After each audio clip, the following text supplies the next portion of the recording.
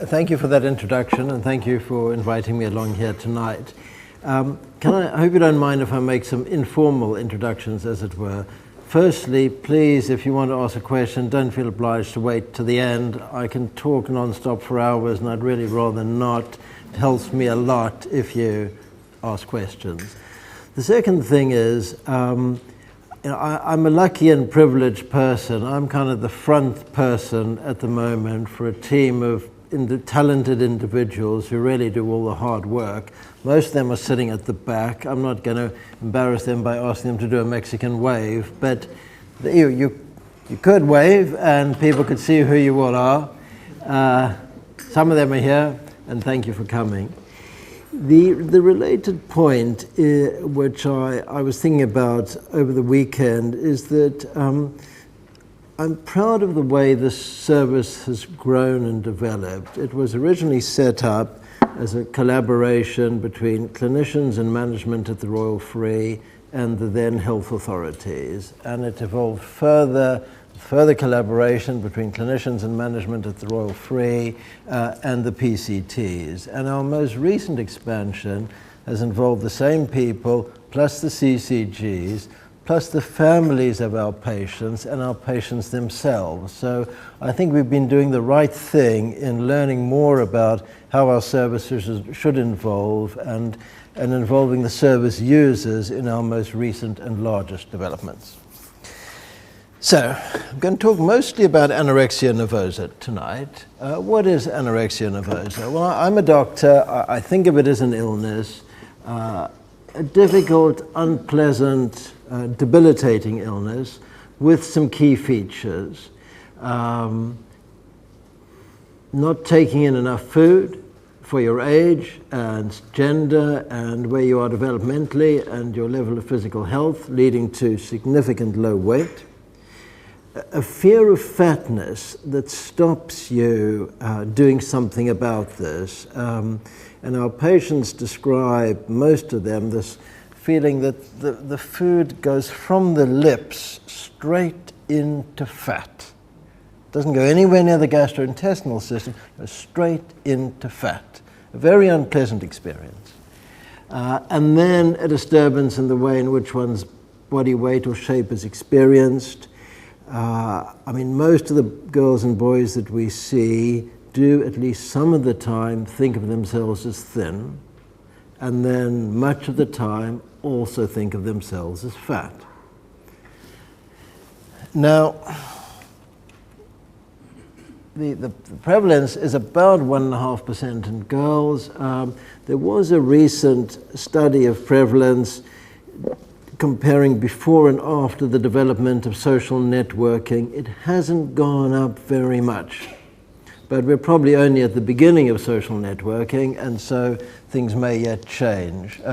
Bulimia is much more common, but it's not the main condition that we treat.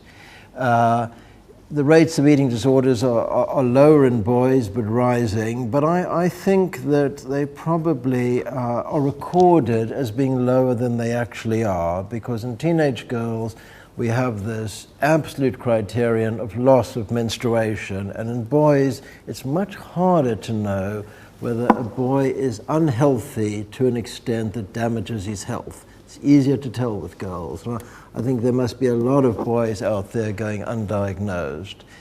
If I go into a bit of technical stuff, a condition called EDNOS, eating disorder not otherwise specified, is diagnosed more commonly now than anorexia nervosa. There are quite strict rules about how we're allowed to make a diagnosis, and if someone says, I know I'm too thin and I would really like to gain weight, I'm not allowed to make a diagnosis of anorexia nervosa, even if in every other sense the girl or boy behaves like they have anorexia nervosa. It doesn't make any difference for the treatment, but you might hear about eating disorder not otherwise specified. I think 50% of patients going through eating disorders clinics, adolescent patients in the UK, get that particular diagnosis. The secular trend is downwards, by which I mean younger and younger children are developing eating disorders. I don't really know where it'll stop. But when I started in my training, anorexia nervosa in prepubertal girls was unbelievably rare, and individual case reports were written because it was so unusual. Now, prepubertal girls are, as it were, our bread and butter, and form a significant proportion, not a majority, but a significant proportion of the people that we see. There is also a widening social demographic. It is a condition associated with perfectionism and being a high achiever, but not everyone with the condition is a perfectionist high achiever, and we're just seeing it in more and more population groups in different social classes from what we used to. So let me talk a little about cause. I don't know what recent speakers you've had, but the spirit of the time seems to be we don't really know much about the cause of any of the big medical conditions. So all of this on this slide is true of anorexia nervosa. It's going up a bit. It's closely linked to westernization. There's strong gender differences. The cause is some complex interaction between genes and the environment, and many patients don't present with classical symptoms. All of that's true of anorexia nervosa. It's from a paper about inflammatory bowel disease. But there we are.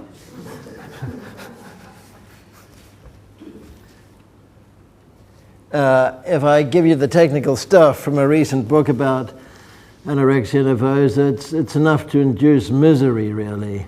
Anorexia nervosa is thought to be a disorder of complex etiology in which genetic, biological, psychological, and sociocultural factors and the interaction between them create susceptibility. I mean, that's just huge. And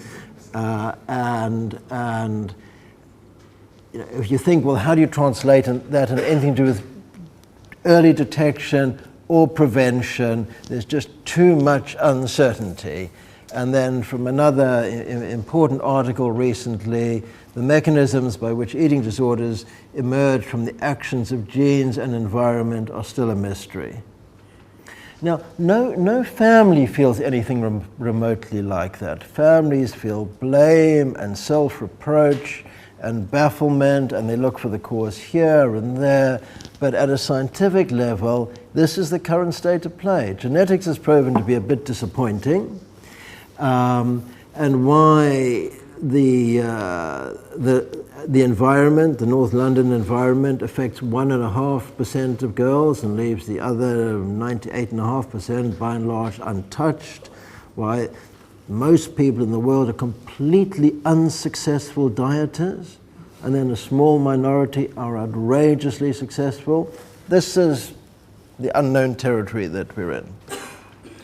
We do know a bit about the sort of local immediate cause, and parents should be worried about a daughter who's a perfectionist, has to be the best at everything, is feeling a bit miserable, and who goes on a diet. Because the girl who goes on a diet, and that starts to cheer her up, but not quite enough, so she diets a little bit more, and not quite enough, cheered up, so she diets a little bit more.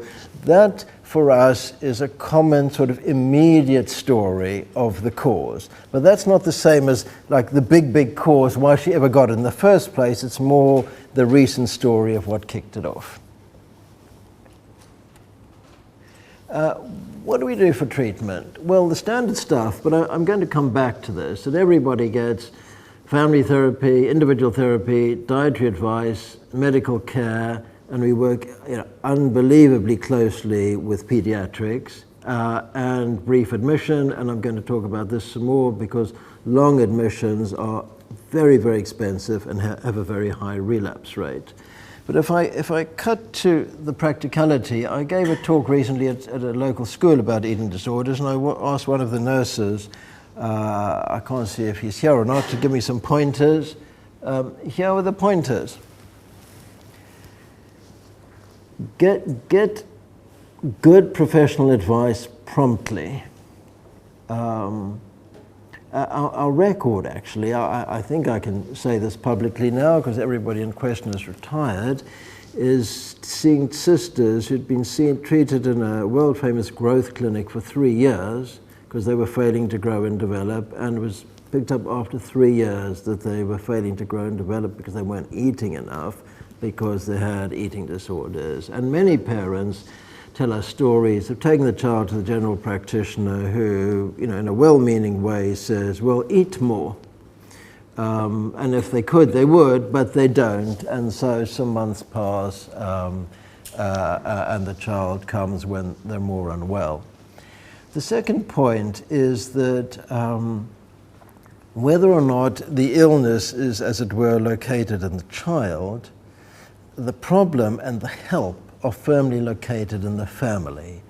And it's very hard for us to do our work without the family being very, very involved. Our medicine is clinical appointments. The tablets don't work if you don't swallow them. The clinical appointments don't work if you don't attend for them. People need to attend. Try not to get as obsessed with calories and weight as the child is.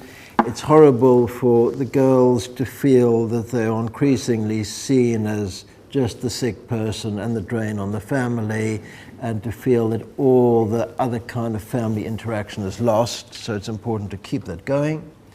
Try to understand what it's like for the child. I mean, after all, it's her or him who has to swallow the food and live with this very unpleasant feeling of from the lips or even from the plate into my thighs or my buttocks. But at the same time,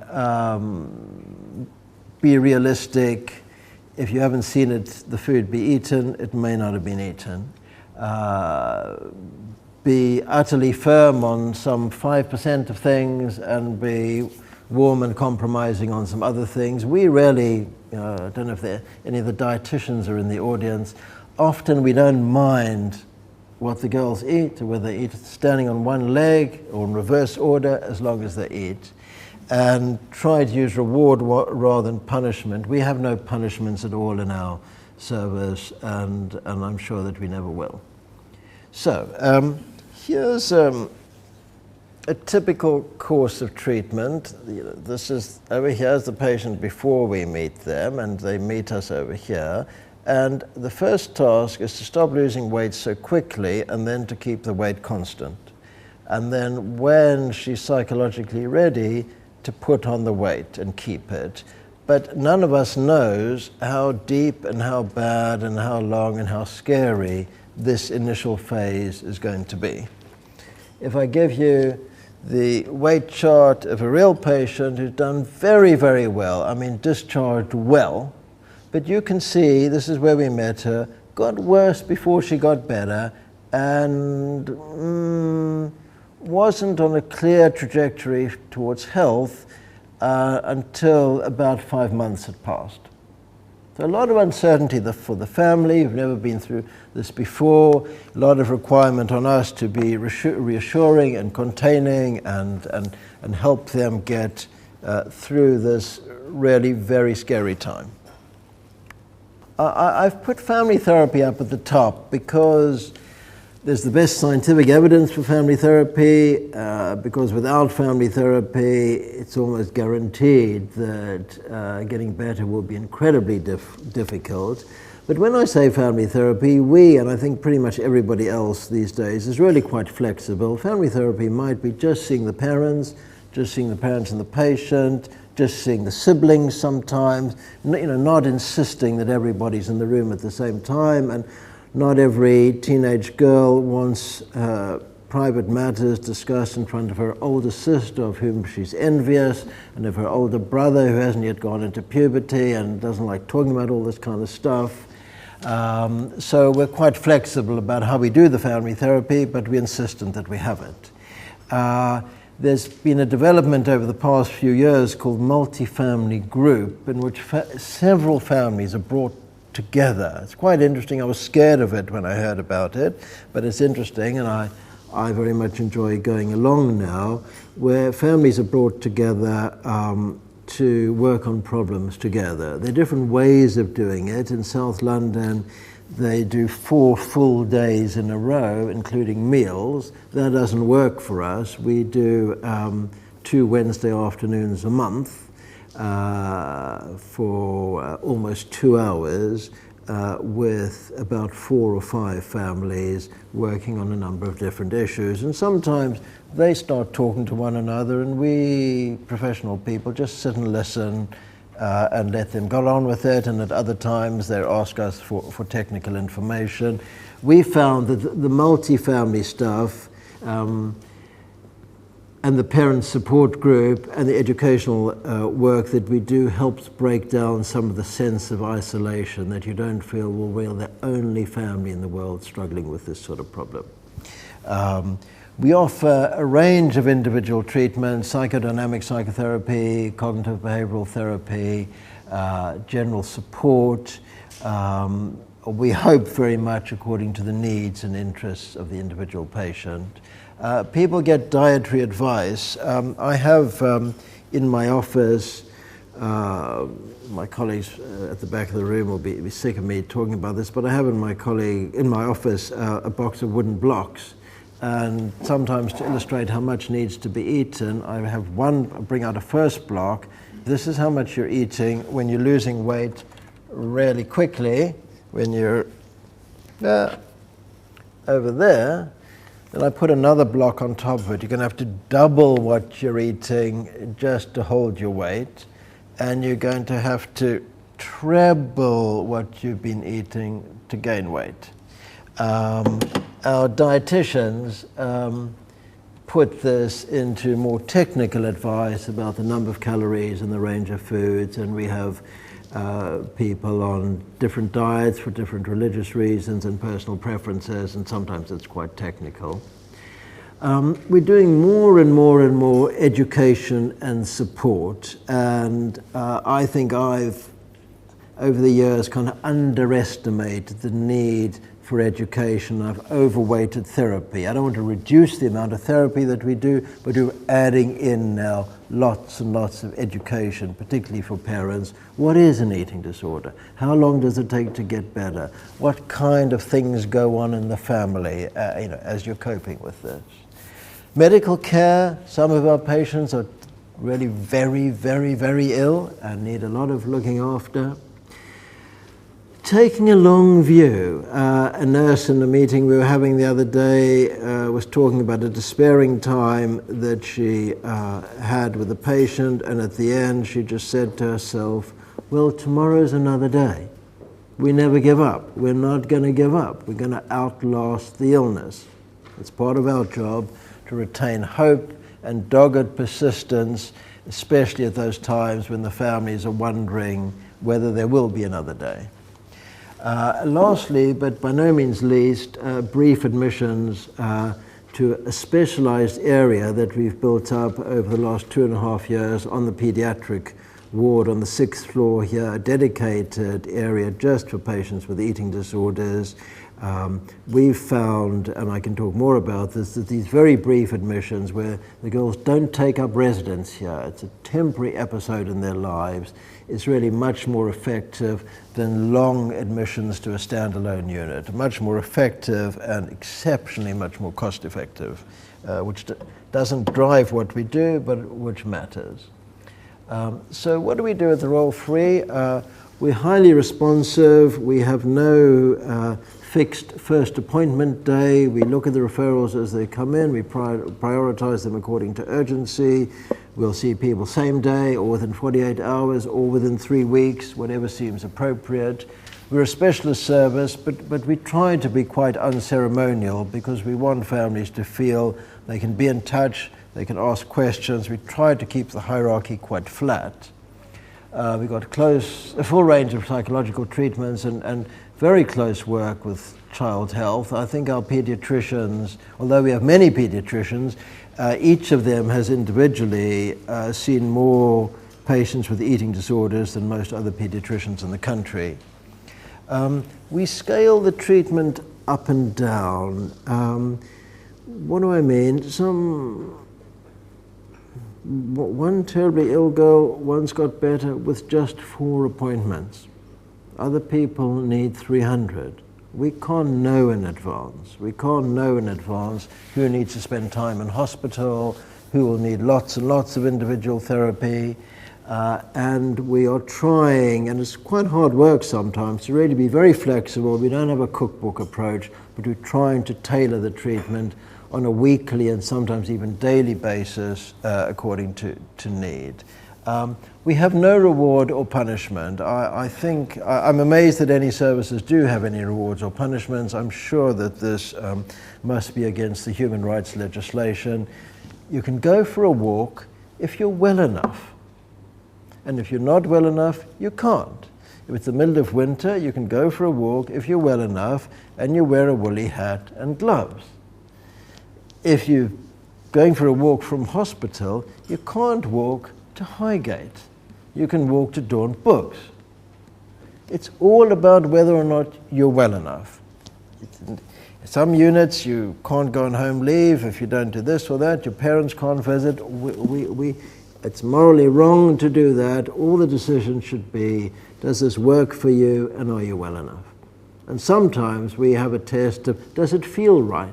Does it feel safe and sensible and practical to do this? So no reward or punishment. And then in the modern vernacular, we aim to ensure that the care wraps around the families. So if the problem is meal times at home, we have people who will go to the home. If the problem is the school will not supervise the girl's lunch and the girl won't eat lunch unless her mealtime is supervised and therefore school attendance is under threat, we will go to the school and supervise lunch. And if the school doesn't want us in the school, we'll do it in a cafe. So we want to make sure that, what's the saying, for want of a nail, the shoe was lost or something like that. You know, we'd hate someone not to be able to go to school just because the lunch arrangement couldn't be sorted out. We'd hate someone to spend months in hospital, and there have been such stories, because the evening meal times at home were associated with too much conflict. We'll move a little bit of the hospital to the home. What's wrong with residential treatment? It's terribly expensive, probably close to £250,000 a year in today's money. Which wouldn't matter if, firstly, the outcomes weren't terrible, which they are. The relapse rate is incredibly high, and for patients who we send on for residential treatment, and we really don't anymore except under very particular circumstances, less than 5% do better with that treatment than they were doing with us. There is a careful scientific argument that it worsens the long-term prognosis of the illness. Certainly it de-skills the family, and it does immerse the child in anorexia world. And Edie, you were asking me about rewards. The reward that we're trying to hold out all the time is life. School, parties, fashion, boys, girls, vegging out, all that kind of stuff. That's the reward that we're trying to hold out. So we're trying our hardest to keep the child out of anorexia world and constantly exposed to life. And you know, adolescent life, particularly in the West, is really quite appealing. And there's a lot there to attract young people, and we're trying to keep them close to that. I'll just whiz through a bit of, that's one slide from residential treatment. Admit, discharge, a few months later, back to square one. Different person, a few months after discharge, even worse than they were when they're admitted. So you're incarcerated in a unit effectively, gain weight more quickly than you're psychologically ready for. And I sometimes see it almost like the Great Escape, like you're eating as a metaphorical tunneling to get out. Anybody in the room remember the story of the Great Escape? Yeah. So you eat to get out, and then the weight's gone. As soon as you're gone, the weight's gone, because not enough change took place. And you know, I talked about perfectionism. I should have talked about control. Yeah. The weight gain that doesn't feel under your control is going to get lost as soon as you are given control over what to do. Another one, it's all the same. It's really shocking. These are real outcomes. Admit, Discharge after 5 months, 17 months after admission, way worse. Another one, 18 months after admission, weighed less than when she was admitted. This just goes on and on. This is 20 months after admission, weighed 5 kilos less than when she was admitted. And spent so much time in hospital. Not our hospital. This is a girl in an inpatient unit. Here's her ideal weight range in between the orange line and the green line. Look what's happening at the cost of 17 or 18,000 pounds a month. No progress. And another one, up and down and up and down, no net progress from there to there over many, many months, and way below any kind of healthy line. Okay, so some measurements for us. We are the eating disorder service for North Central London. So all referrals should come to us, and all NHS referrals by and large do. What people do privately is their own business, and we don't know about that. But this is not what I'm trying to say. This is not a selective sample. These are patients from Camden, Islington, Barnet, Enfield, and Haringey. Out of more than 1,000 new referrals, we've had no deaths or serious untoward events. We've had 4 counter complaints, by which, I mean, at the time that we refer the family to social services because of child protection issues, we get a complaint in our direction. And we've had, I think we've had 2 now ordinary complaints, but they've not been upheld. We've saved many, many admissions to the residential units. Saving the NHS a lot of money, but still with good care. Our admission rate to residential units is incredibly low. Basically nowadays, it's only for patients who need compulsory treatment under the Mental Health Act, which we can't do in a pediatric ward. And we admit quite a few patients to our pediatric ward, but they don't stay all that long. But let me give you some more interesting measurements. I hope you can read this. I mean, this is much more interesting, and just focus on that.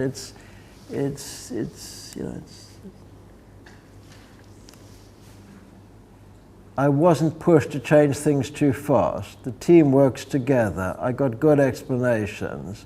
Took time in thinking through solutions.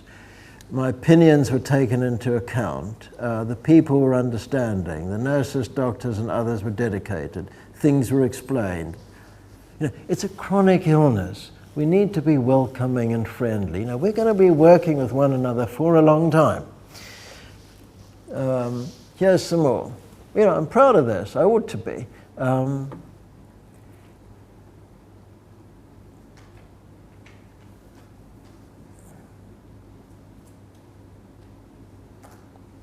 Seen quickly, grip the problem quickly, good resources. We do have good resources. We've worked hard to get them, but we've got good resources.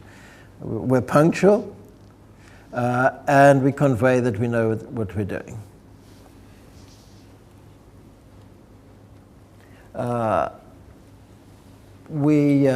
I need to be careful about saying this in this great big hospital, but we don't have a central booking system. You want an appointment with us, you phone our direct line, you get an appointment. You want to change an appointment, you phone our direct line, you speak to a person who you've met previously, because she's our receptionist, and you change your appointment. You need to talk to someone on your clinical team for 3 minutes, you can talk to them directly. You don't speak to a machine, and you don't have to press any buttons. And we want to keep it that way. And I think patients are grateful to speak to a receptionist who knows them and who knows the person who they want to speak to and knows that they're on holiday, but they'll be back on Thursday, cannot wait till Thursday. Fantastic, couldn't fault it. I mean, that's a good one. And here's some really, really nice medium-term feedback. Of course I remember her. I remember her extremely well. She's older, she got married, she's fertile, she had a child. Good outcome. Treatment was about 3 years. I didn't think she'd do that well. There we are. Not everybody does that well, and sometimes it's a really, really grim illness. It causes unhappiness. It causes a terrible narrowing of perspective. A university student was once chatting to me about her eating disorder, and she described sort of being aware of, not being interested in her boyfriend, not being interested in sex, her boyfriend moving more and more away from her, and really she didn't care because she just wanted to focus on the eating and the not eating. But at the same time, she was terribly, terribly sad about it. And our younger patients describe their friends being really quite bored with them because their focus is so narrow. I was very pleased the other day when a pediatrician said at a big lecture here that he understands nothing about bone development in boys. Great, nor do I. In girls and in women, you need regular menstrual cycle to increase your bone density. Bone density should increase massively between 11 and about 23. And if the girl is not menstruating regularly, bone density will be reducing rather than increasing. Fertility is much more robust than bone density. Family stress, well, I think that's probably clear from the rest of my talk. Chronic ill health if you don't get better. And one interesting consequence of anorexia is bulimia, that people go from anorexia into bulimia and sometimes into obesity. This is a graph that women of my age are more interested in than my teenage patients, actually, but this is normal bone development from age 10 to age 25. You see bone density is increasing up to age 25, then it's downhill all the way. And if you get to 25 with osteopenia, that you haven't achieved full bone density, then it's downhill in parallel. So you can be aged 50, your bones can be a lot older than the rest of you. So you can engage in activity that would be appropriate for your age, but not for your bones, and you do yourself an injury. And this isn't relevant only for female ice hockey players. It actually applies to somebody running for a bus. And one of the doctors here told me about a high-flying lawyer with anorexia nervosa who broke a bone in her leg running for a bus because she had osteoporosis. So we work very hard on this window of opportunity for getting periods back. Really, to have healthy bones, you need to get your periods back around here. You need about 3 years of cycles, probably. I mean, not enough is known, but about 3 years of cycles to get healthy bones. But after here, there's nothing you can do to increase your bone density. All you can do is maybe delay the deterioration. So there's a window of opportunity for the bones, which there isn't for fertility. Family stress. This is from War and Peace, best book ever. Should have been called War and Peace, a love story. I don't know if Natasha had anorexia nervosa, but she could not eat or sleep, grew visibly thinner, coughed, and was in danger. And the family couldn't think of anything but how to help her. And I think this is what happens to families, that their lives just become so focused on the ill child, and the marriage can suffer, and the siblings sometimes complain. It's a very, very, very stressful illness for the family. What are the long-term outcomes of anorexia nervosa? Recovery. High percentage of patients, though, go through a period of depression, and an almost higher percentage go through a period of bulimia. We discharge people around about 18 and a half.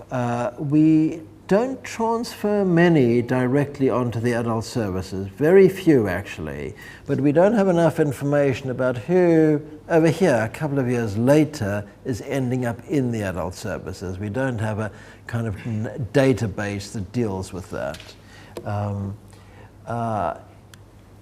You can, as a woman of average height, be close to very well at a weight of about 45 kilos, but you'll probably have thin bones. You may not be fully fertile, And if you're underweight because of a previous eating disorder, your life may still be narrowed. Sorry, spelling mistake. Your life may still be narrowed by these thoughts. If you're of average height weighing 35 kilos, you'll definitely have osteoporosis. Growth and development will be affected, and you'll be at risk of becoming exceptionally unwell when you develop what ought to be a minor illness. Prevention. I couldn't resist photographing the slide on my iPhone. That's my thumb over there trying to hold the page flat. Some guru of prevention of eating disorders said we need to think about all these factors. I mean, I can't. So I put up the slide to show how impossible the state of prevention is at the moment. I mean, if you need to think about all of that, it's so we're not working on prevention. Our primary prevention, our interest in secondary prevention, that is, we want to see people quickly and provide effective treatment. That's it. Thank you.